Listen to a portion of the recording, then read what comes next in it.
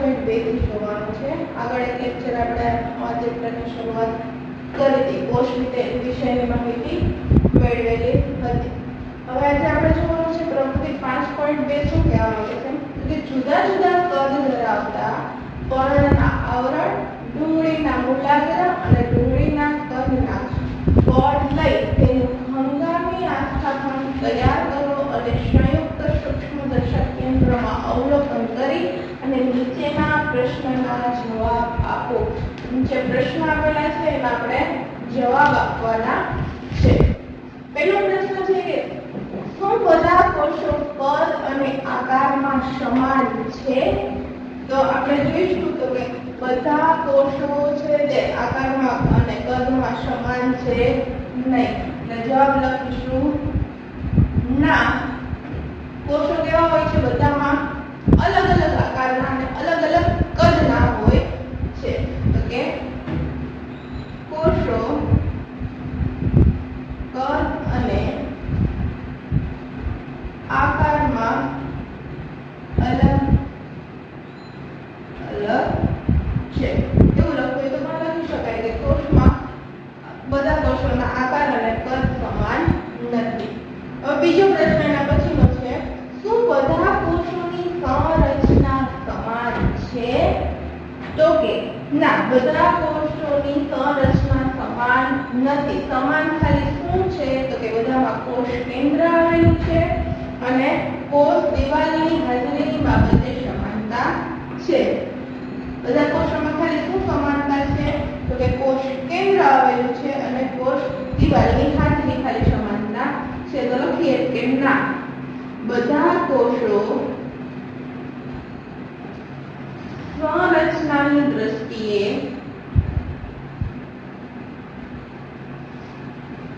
કોષ કેન્દ્ર અને કોષ દિવાલની હાજરીએ સમાન છે. ખાલી આ બે દ્રષ્ટિએ ખાલી સમાન છે, બાકી સંરચના આખી સમાન છે. બધા જ કોષોની સમાન છે નહીં. હવે વનસ્પતિના વિભિન્ન ભાગોમાં કોષો વચ્ચેની ભિન્નતા પારખી શકાય. હવે આ બે પ્રશ્નોના જવાબ આપ્યા હોય તો આપણે આ પ્રશ્નનો જવાબ સરળતાથી આપી શકીએ. શું કામ? તો કે આ બધા શું કહે છે? તો કે કદ અને આકાર સમાન નથી, સંરચના સમાન નથી. તો ભિન્નતા છે સમાન નથી, તો ભિન્નતા છે તે પારખી શકાય. કઈ દ્રષ્ટિએ પારખી શકાય? તો કે કદ, આકાર, રંગ, કાર્ય કરવાની દ્રષ્ટિએ ભિન્નતા છે તે જુદી જુદી છે. તો લખી શકીએ કે હા. પછી લખાય કઈ કઈ દ્રષ્ટિએ? તો કે કોષની ભિન્નતા તો કે આકાર, કદ, રંગ અને મેં ટૂંકમાં લખ્યું છે ખાલી કે આ બધા કાર્યોને લીધે આપણે કોષો વચ્ચેની ભિન્નતા છે તે પારખી શકીએ છીએ. ભિન્ન ભાગોમાં કોષો વચ્ચેની ભિન્નતા આકાર, કદ, રંગો અને કાર્યો કરવાની રીતને લીધે આપણે ભિન્નતા છે તે પારખી શકીએ છીએ. હવે આગળનો પ્રશ્ન છે, આપણને શું સમાનતા જોવા મળે છે? તો કે કોષમાં શું સમાનતા જોવા મળે છે? અહીંયા જ લખ્યું આપણે કે કોષ કેન્દ્ર, રાજધાની અને કોષ દિવાલની જે બાબતે છે તે સમાનતા જોવા મળે છે. તો કે કોષ કેન્દ્રમાં આવેલી રાજધાની, કોષમાં આવેલી રાજધાની અને બહારના ભાગે આવેલ કોષ દિવાલ બાબતે સમાનતા જોવા મળે છે. કઈ કઈ બાબતે સમાનતા જોવા મળે છે? તો કે કોષ કેન્દ્ર, રાજધાની અને સૌથી બહારના ભાગે કોષ દિવાલની હાજરીની બાબતે આપણને ખાલી સમાનતા જોવા મળે છે. આપણી પ્રવૃત્તિ 5.2 ના 4 પ્રશ્નોના જવાબ. પહેલું હતું કે કદ અને આકાર છે સમાન છે? તો કે નથી. સંરચના સમાન નથી. આ બેના પ્રશ્નોની ઉપરથી આપણે જવાબ આપી શકીએ કે ભિન્નતા પારખી શકાય? તો કે હા.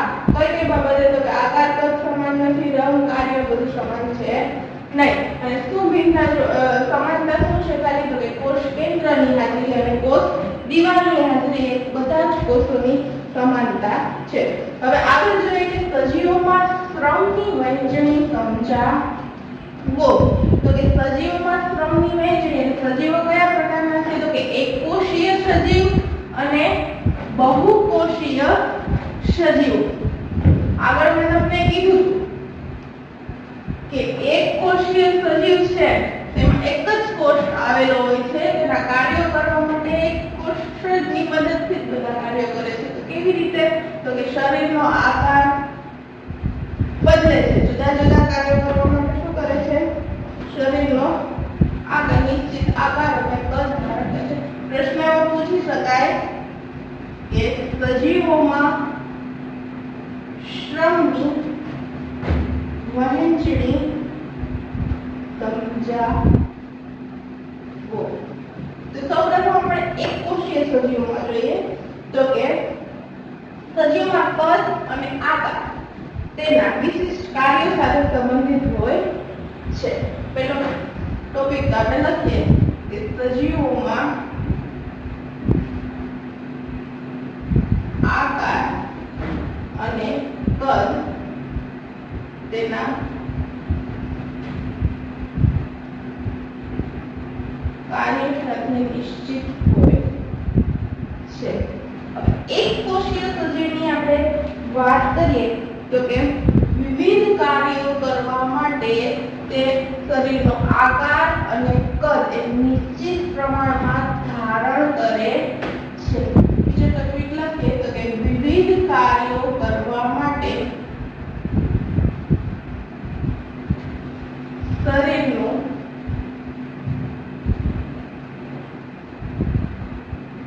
કદ અને આકાર નિશ્ચિત પ્રમાણમાં ધારણ કરે છે. તેનું ઉદાહરણ આપણે લેવું હોય તો કે એક કોષીય સજીવનું ઉદાહરણ તરીકે લખી શકીએ. દાખલા તરીકે અમીબા. અમીબા શું કરે છે તો કે તેનો કાર્ય કરવા માટે ચોક્કસ તેનો શરીરનું કદ છે અને આકાર છે તે બદલે છે. ખોરાક મેળવવા માટે ખોટા હંગામી પગ ધારણ કરે છે. આ રીતે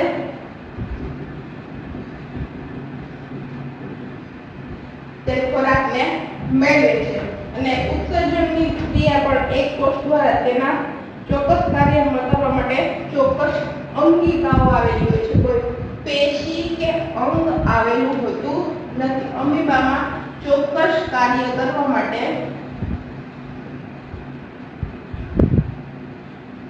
કોઈ અંગ કે પેશી આવેલી હોતી નથી, પરંતુ તેની શું આવેલી હોય છે તો કે ચોક્કસ અંગિકાઓ આવેલી હોય છે. તેને આધારે અંગિકાઓ કઈ તો કોષ રસની અંગિકાઓ, કોષ આવી અંગિકાઓ આવેલી હોય છે.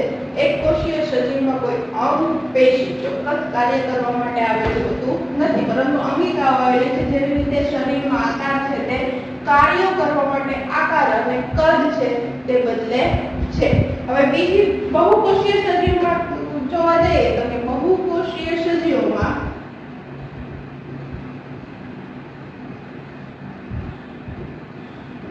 કાર્યો કરવા માટે શ્રમની વહેંચણી કરે છે. કાર્યો કરવા માટે શ્રમની વહેંચણી કેવી રીતે કરે છે તો કે ચોક્કસ પ્રકારના અંગ અને પેશી આવેલી છે. દાખલા તરીકે આપણે ઉદાહરણ એક્ઝામ્પલ તરીકે લેવું હોય તો કે રુધિર પરિવહન માટે શું આવેલું છે તો કે હૃદય. ખોરાકના પાચન માટે શું આવેલું છે તો કે જઠર. આ રીતે બહુકોષીય સજીવોમાં કાર્યો કરવા માટે ચોક્કસ પ્રમાણે શું આવેલું હોય છે તો કે અંગ અને એવી ચોક્કસ પેશીઓ આવેલી હોય છે.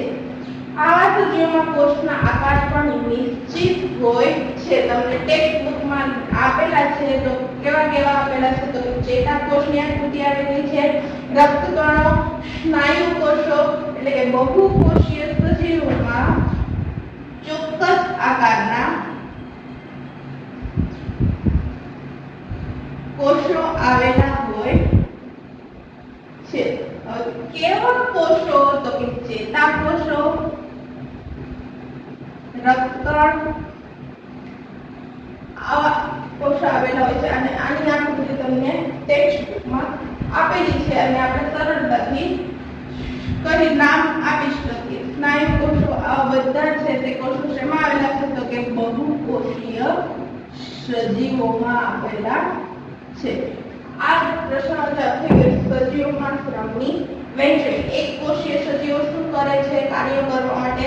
ટૂંકમાં આપણે યાદ રાખીએ તો કે એક કોષીય સજીવો છે તેના કાર્ય કરવા માટે ચોક્કસ આકાર અને કદ છે તે ધારણ કરે છે. એક જ કોષ હોવાથી એક જ કોષને તરફ કાર્ય કરવા માટે આકાર અને કદ છે તેને અનુકૂળતા પ્રમાણે ધારણ કરે છે. જ્યારે બહુકોષીય સજીવોમાં ચોક્કસ અંગો અને પેશી કાર્ય કરવા માટે પેશીઓ આવેલી હોય છે.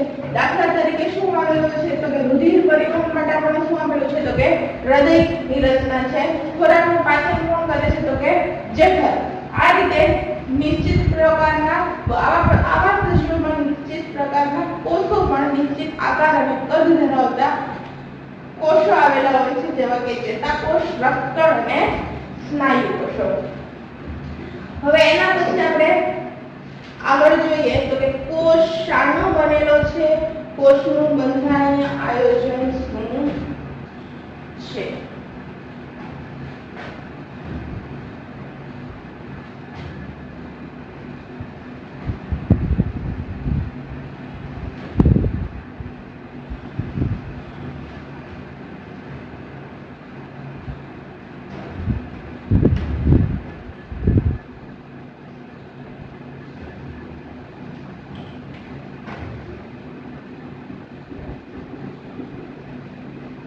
કોષ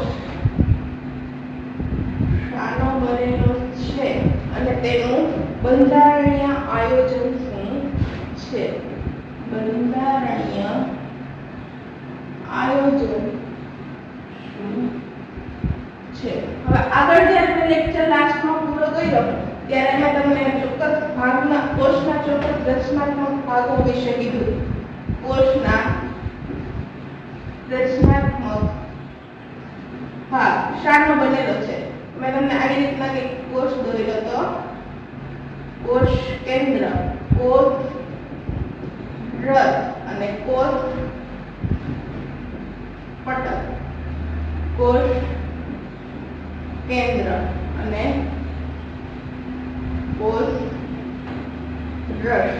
હવે રચનાત્મક ભાગો મુખ્ય 3: કોષ રસ, કોષ કેન્દ્ર અને કોષ રસ પટલ.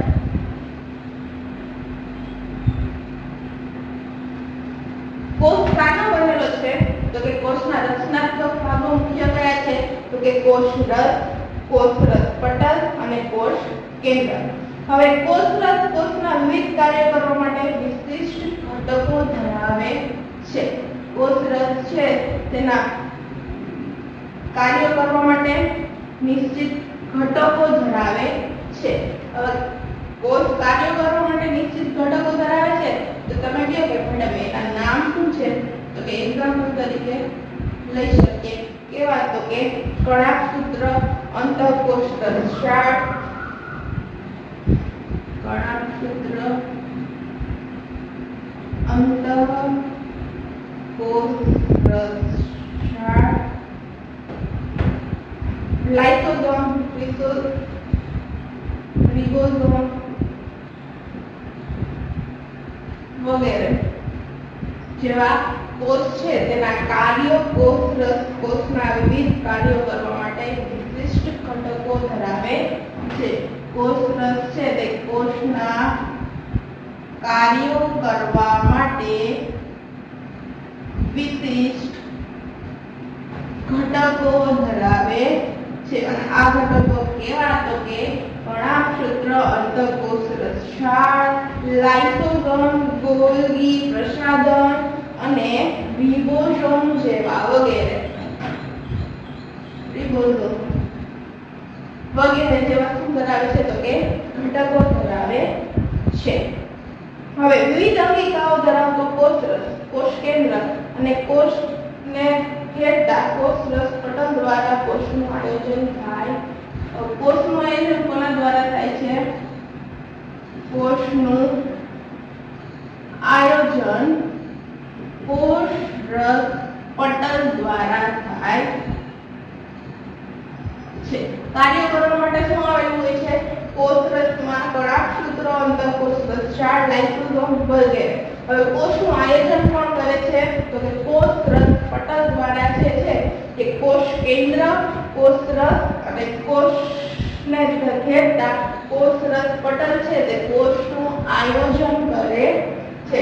આ થઈ કોષ બંધારણીય આયોજન. અને કોષ શાનો બનેલો છે? શાનો બનેલો છે? કોષરસ, કોષ કેન્દ્ર અને કોષરસ પટલ. કોષરસ દ્વારા તેનું આયોજન શું થાય છે તો કે કાર્યો કરવા માટે, અને કોષરસ પટલ દ્વારા કોષનું શું થાય છે?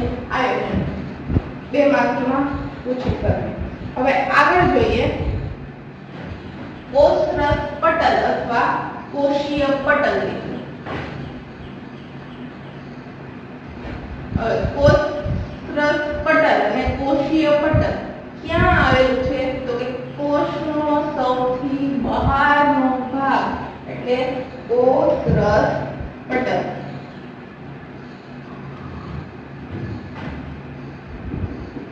કોષરસ પટલ અથવા તો કોષીય. હવે તેનું સ્થાન જોવા જઈએ તો પ્રાણીઓમાં કોષનો સૌથી બહારનો ભાગ. પ્રાણીઓમાં કોષનો સૌથી બહારનો ભાગ એટલે શું તો કે કોષરસ પટલ. પરંતુ વનસ્પતિ કોષ અને જીવાણુઓમાં ક્યાં આવેલું હોય છે? તે કોષ દિવાલની અંદરની તરફ આવેલું હોય છે. બરાબર યાદ રાખજો. પ્રાણીઓમાં સૌથી બહારનો ભાગ, ત્યારે જીવાણુ અને વનસ્પતિ કોષમાં તે ક્યાં આવેલું હોય છે તો કે કોષ દિવાલની અંદરની તરફ આવેલું હોય છે. પ્રાણી કોષોમાં સૌથી બહારનો ભાગ, ત્યારે જીવાણુ અને વનસ્પતિ કોષમાં કોષ દિવાલની અંદરની તરફ આવેલું હોય છે. હવે તેની કાર્યો શું છે?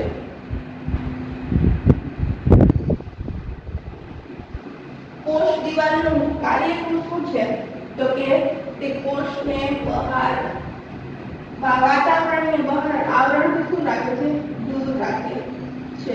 કોષને બહારના વાતાવરણીય આવરણથી દૂર રાખે છે. સૌથી બહારનો ભાગ એટલે કોષને શું કરે છે? બહારનું જે વાતાવરણીય આવરણ છે તેનાથી પર્યાવરણથી શું કરે છે? દૂર રાખે છે. અને બીજું કાર્ય તે કોષના અંદરના દ્રવ્યને આવરણ પૂરું પાડે છે. તે કોષના અંદરના દ્રવ્યને આવરણ પૂરું પાડે છે. તે જગ્યા એક વાતાવરણથી દૂર રાખે છે, પર્યાવરણથી દૂર રાખે છે અને આવરણ છે તે પૂરું કરે છે. હવે શું કરે છે? તેનું મુખ્ય કાર્ય શું છે તો કે કોષની અંદર અને કોષની બહાર નીકળતા દ્રવ્યોનું નિયમન કરે છે. મુખ્ય કાર્ય શું કરે છે તો કે કોષની અંદર ટૂંકમાં લખું છું અને કોષની બહાર નીકળતા જે દ્રવ્યો છે તેનું શું કરે છે તો કે નિયમન કરે છે. મુખ્ય કાર્ય શું છે કે કોષની અંદર અને બહાર નીકળતા જે દ્રવ્યો છે તેનું નિયમન કરવાનું કાર્ય શું કોણ કરે છે તો કે કોષરસ પટલ અથવા તો કોષીય પટલ. તેમાંથી ઓક્સિજન અને CO2 જેવા વાયુ પ્રસરણ દ્વારા પસાર થાય છે. કોષની અંદર અને બહાર દાખલ થાય એટલે કે ઓક્સિજન અને CO2 જે પ્રસરણ દ્વારા છે તે પસાર થાય છે. કોના દ્વારા? કોષરસ પટલ દ્વારા કાર્બન ડાયોક્સાઇડ અને CO2 પ્રસરણ દ્વારા પસાર થાય છે. કાર્બન ડાયોક્સાઇડ અને ઓક્સિજન. તેમાંથી પાણીના અણુઓ છે તે આકૃતિ દ્વારા પસાર થાય છે. કાર્બન ડાયોક્સાઇડ અને ઓક્સિજન પ્રસરણ દ્વારા પસાર થાય અને પાણીના અણુઓ કોના દ્વારા તો કે આકૃતિ દ્વારા પસાર થાય છે.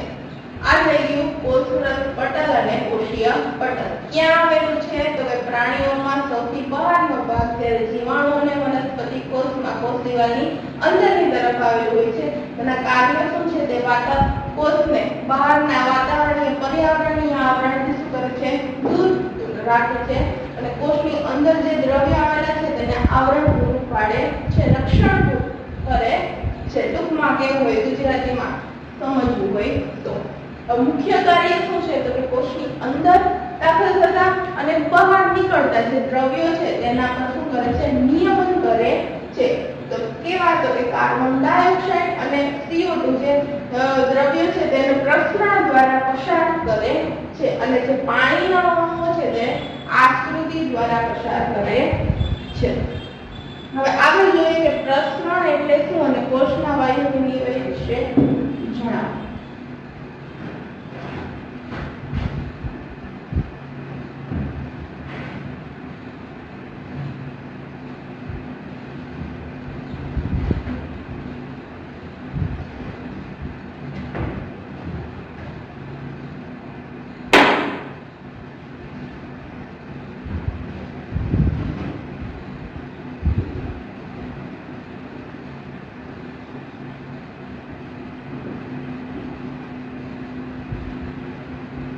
પ્રસરણ એટલે શું તો કે કોઈ પણ દ્રવ્ય કોઈ પણ પદાર્થના અણુ તો કે વધુ સંકેન્દ્રણ તરફથી ઓછા સંકેન્દ્રણ તરફ વહન પામે તેને શું કહેવામાં આવે છે તો કે પ્રસરણ કહેવામાં આવે છે.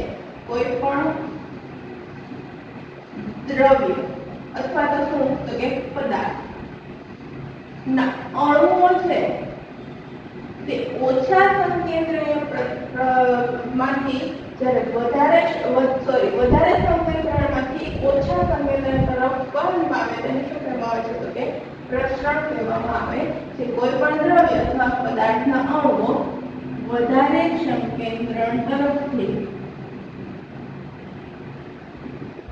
ક્યાં જાય તો કે ઓછા સંકેન્દ્રણીય વિસ્તારમાં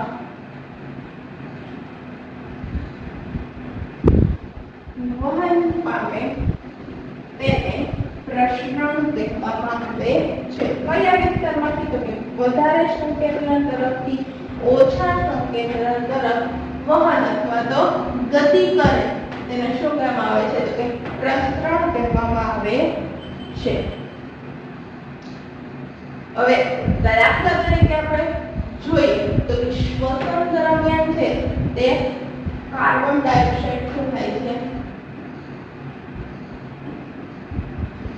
શ્વસન દરમિયાન જીવંત કોષોમાં વનસ્પતિના જીવંત કોષો છે તેમાં શું થાય છે તો કે શ્વસન દરમિયાન પરિણામે શું થાય CO2 ઉત્પન્ન થાય છે. હવે CO2 ઉત્પન્ન થાય એટલે કે વાતાવરણમાં CO2 નું પ્રમાણ કેવું થાય વધી જાય. કોષની અંદરના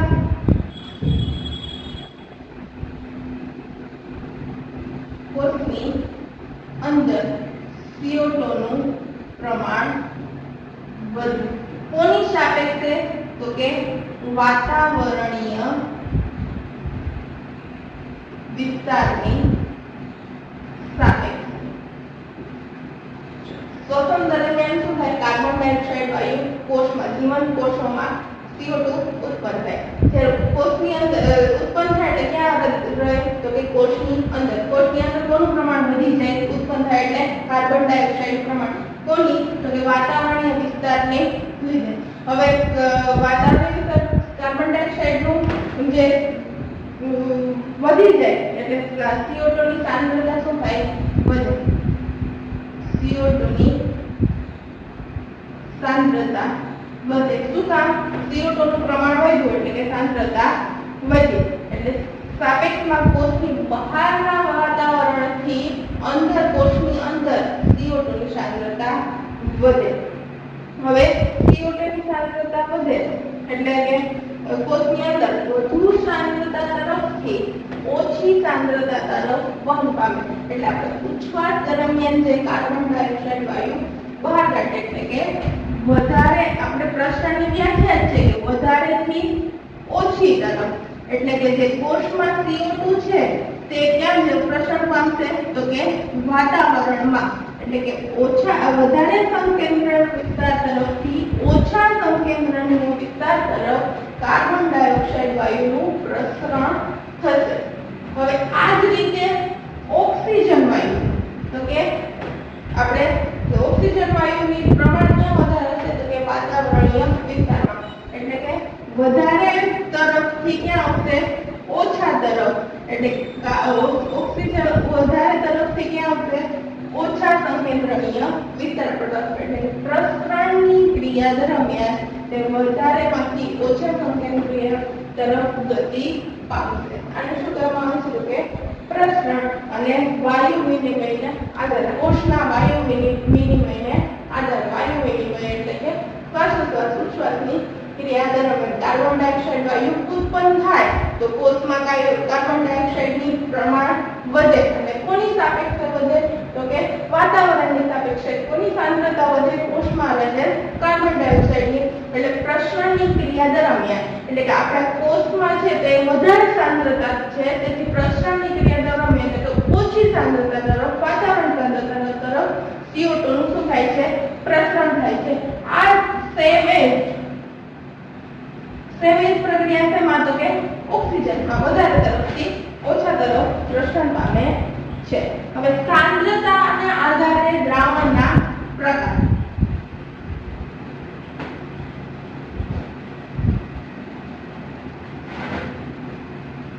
તો કે સાંદ્રતાના આધારે દ્રાવણના 3 પ્રકાર પાડી શકીએ.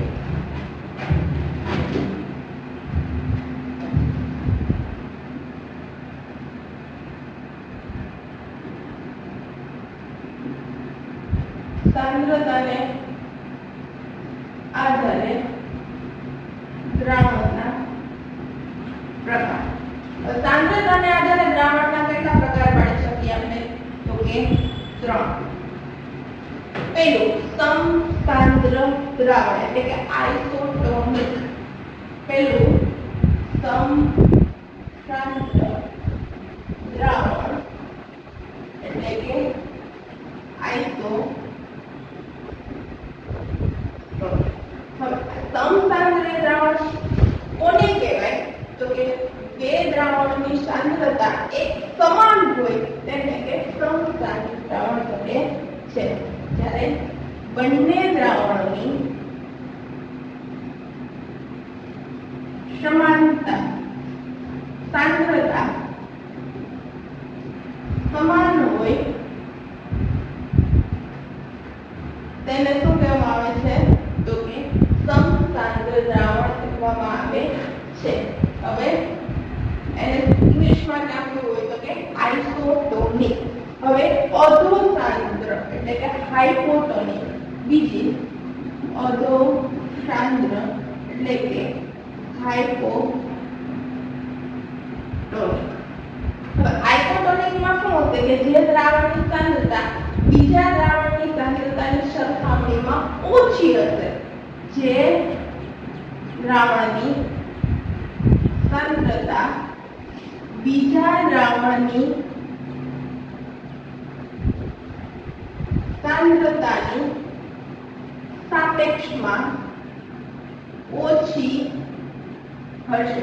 ટૂંકમાં કેવું હોય તો કે જે એક દ્રાવણની સાંદ્રતા બીજા દ્રાવણની સાંદ્રતામાં પાણીમાં કેવી હશે વધારે, બીજા દ્રાવણની પાણીની સાંદ્રતા કેવી હશે વધારે, પેલા દ્રાવણની સાંદ્રતા કેવી હશે પાણીની ઓછી, પાણી વધારે હશે। એટલે અધો સાંદ્ર હાઇપોટોનિક કોને કહેવાય કે જે દ્રાવણની સાંદ્રતા બીજા દ્રાવણની સાંદ્રતાની સાપેક્ષમાં કેવી હોય તો કે ઓછી હોય તેને શું કહેવામાં આવે છે અધો સાંદ્ર હાઇપોટોનિક।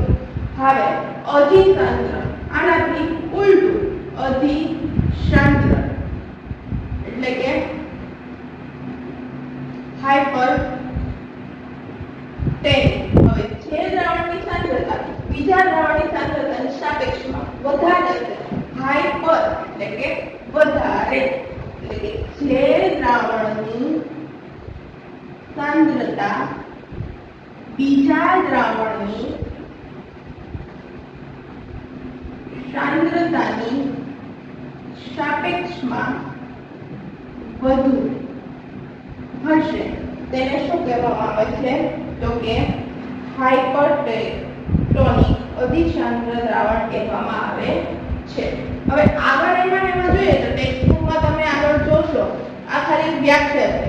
હવે જુદી જુદી સાંદ્રતા વાળા દ્રાવણની પ્રાણી કોષ અને વનસ્પતિ કોષમાં થતી પ્રક્રિયા અસરો સમજાવો।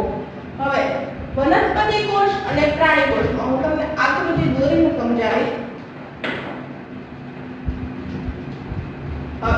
આને આધારે જ આપણે લઈએ તો સૌપ્રથમ આપણે પ્રાણી કોષની લઈએ।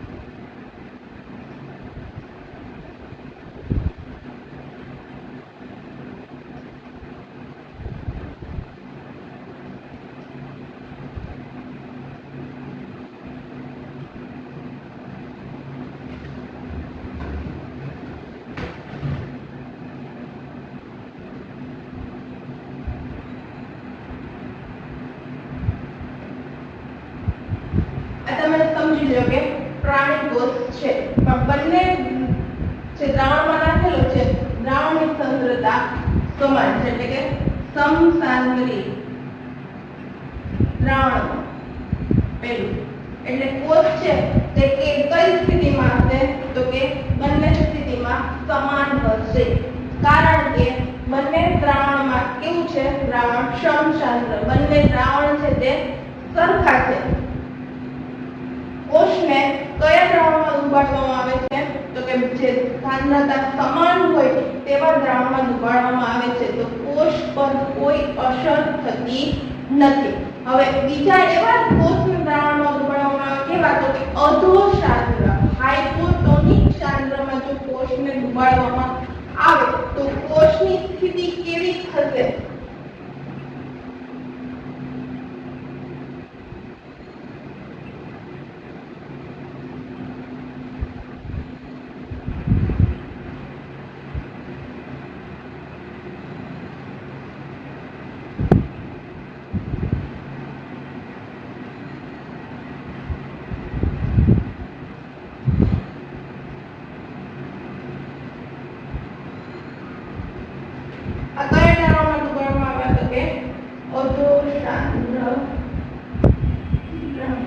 અધોસાંદ્રમાં ડુબાડવામાં આવે તો કોષ છે તેને આકાર કેવો થઈ જશે છાડ અને કોષ છે તે ફાટી જશે ફૂલશે અને કદ છે તે વધશે। આમાં શું થાય છે તો કે કોષમાં કોઈ ફેરફાર થતો નથી આ સ્થિતિમાં જો અધોસ્રાવણ દ્રાવણમાં જો કોષને ડુબાડવામાં આવશે તો શું થશે કદ વધશે ફૂલશે શું થશે કોષનું કદ વધશે અને ફૂલશે શું કામ તો કે ઓછી સાંદ્રતા તરફથી વધારે સાંદ્રતા તરફ પાણી પ્રસરણ પામશે માટે છે તે કદ વધશે અને ફૂલશે. હવે જ્યારે અધિસાંદ્રમાં જો કોષ ડુબાડવામાં આવે તો કોષની સ્થિતિ કેવી થશે?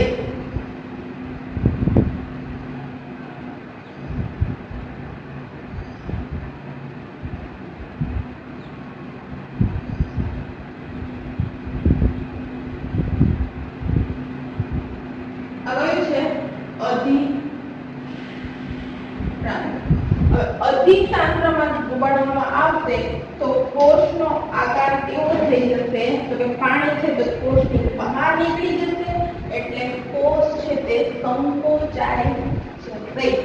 કોષ સંકોચાઈ જશે. આ વાત થઈ પ્રાણી કોષોની. હવે વનસ્પતિ કોષમાં આપણે જોવા જઈએ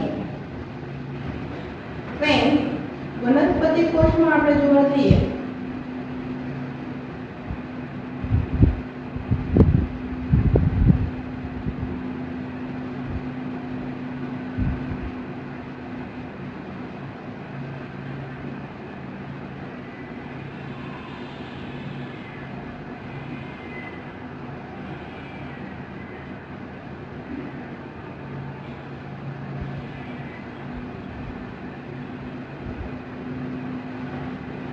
વનસ્પતિ કોષમાં આપણે જોઈએ તો હરિત કણો આવેલા હોય છે.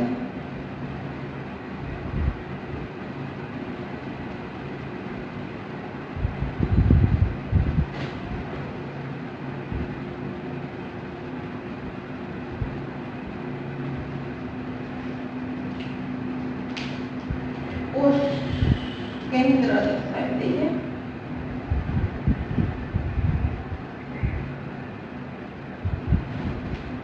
અને કોષ રસ.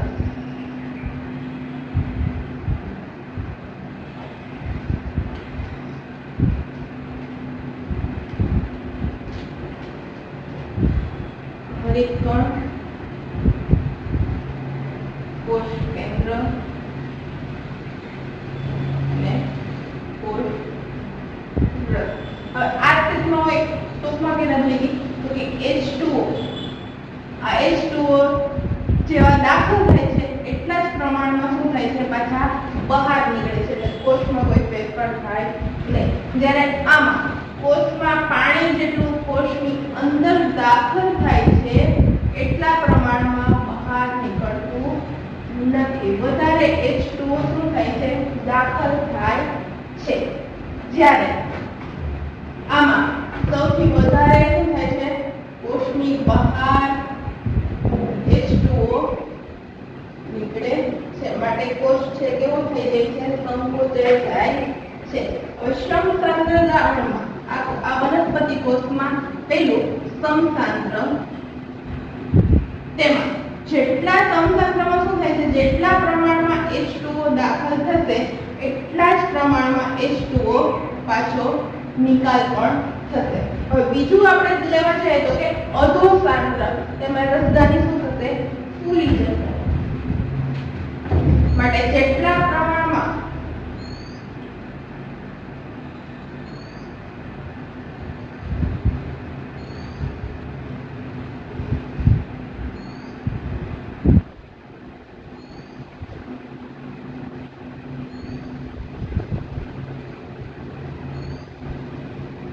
કોષ શું થાય છે તો કે ફૂલી જાય છે.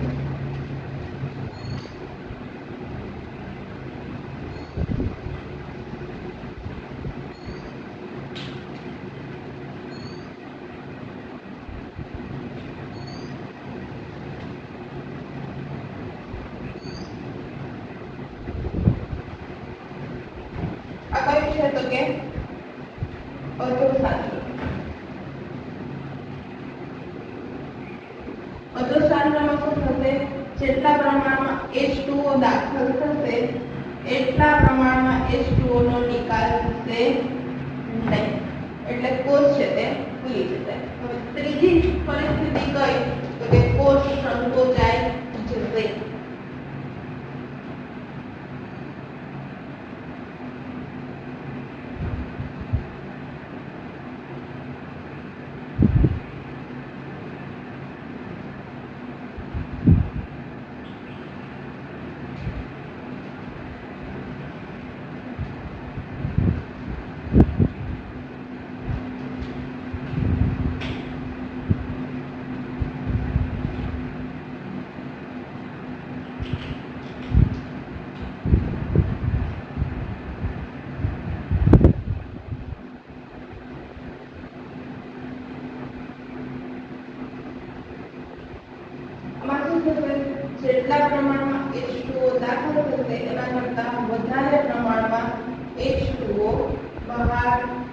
નીકળશે.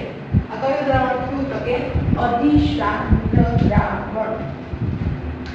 શું કહે છે આકૃતિ પર તમને સમજાય. સમસાંદ્ર એટલે કે કોષને સમસાંદ્ર એટલે બંને દ્રાવણોની સાંદ્રતા સેમ હોય.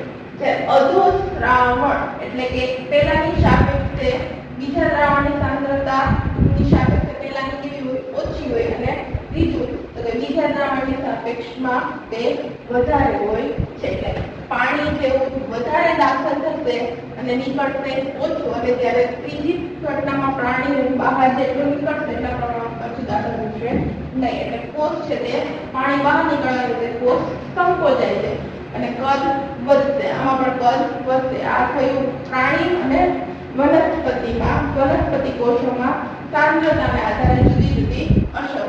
હવે નેક્સ્ટ એક નાનકડો ટોપિક બાકી રહી જાય છે, આપણે જોઈ લઈએ તો કે આશ્રુતિતા કોને કહેવામાં આવે છે? આશ્રુતિ એટલે શું? હવે આશ્રુતિ એટલે શું તો કે પાણી છે તે પાણીના અણુઓ છે તે વધારે સાંદ્રતા તરફથી ઓછી સાંદ્રતા તરફ ગતિ કરે તેને આશ્રુતિ દાબ કહેવામાં આવે છે. શું તો કે પાણીના અણુઓ વધારે સાંદ્રતા તરફથી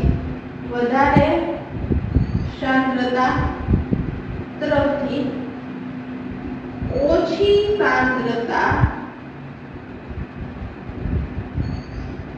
તરફ ગતિ કરે તેને શું કહેવામાં આવે છે તો કે આશ્રુતિ કહેવામાં આવે છે. વધારે સાંદ્રતા ધરાવતા વિસ્તાર તરફથી ઓછી સાંદ્રતા. મેં તમને ટૂંકમાં લખ્યું છે આશ્રુતિનું પ્રોપર બેક લખ્યું તો કે પાણીના અણુ વધારે સાંદ્રતા ધરાવતા વિસ્તાર તરફથી ઓછી સાંદ્રતા ધરાવતા વિસ્તાર તરફ ગતિ કરે તેને શું કહેવામાં આવે છે તો કે આશ્રુતિ કહેવામાં આવે છે. હવે આપણે ઉદાહરણ લેવું હોય તો ઉદાહરણ તરીકે લઈ શકીએ. એક્ઝામ્પલ તરીકે તો કે સૂકી દ્રાક્ષને પાણીમાં રાખતા શું થશે તો કે સૂકી દ્રાક્ષ છે તેમાં પાણી ભરાઈ જશે અને તે ફૂલી જશે. દ્રાક્ષ ફૂલી જશે. શું થશે? અધોસાંદ્ર તરફથી અધિસાંદ્ર તરફ દ્રાક્ષ શું થશે? ફૂલી જશે. પાણીમાં નાખતા દ્રાક્ષ છે તે ફૂલી જશે. હવે એનું મહત્વ શું છે તો કે મીઠા પાણીના એકકોષીય જે સજીવો છે અને મોટાભાગના વનસ્પતિઓ છે તે આશ્રુતિ દ્વારા પાણી મેળવે છે. મહત્વ લખવું હોય તો કે મોટાભાગના એકકોષીય સજીવો અને વનસ્પતિ કોષ શું કરે છે? આશ્રુતિ દ્વારા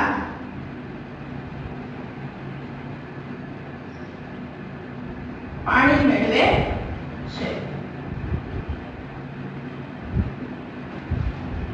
આશ્રુતિનું મહત્વ શું છે તો કે એકકોષીય સજીવના કોષોમાં અને વનસ્પતિ કોષોમાં આશ્રુતિ દાબ થાય છે. આશ્રુતિ દાબ એટલે શું તો કે બધા જે કોષમાં વધારે પાણી હોય એવા કરતા ઓછું પાણી હોય ત્યાં શું થાય છે?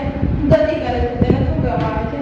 આશ્રુતિ કરે છે. અને વનસ્પતિમાં મૂળ દ્વારા પણ ભૂમિમાંથી પાણીનું આશ્રુતિ દ્વારા શોષણ થાય છે. એક્ઝામ્પલ તરીકે મૂળ દ્વારા શું થાય તો કે જમીનમાંથી આશ્રુતિ વડે પાણીનું શોષણ કરે છે. બસ આજે અહીંયા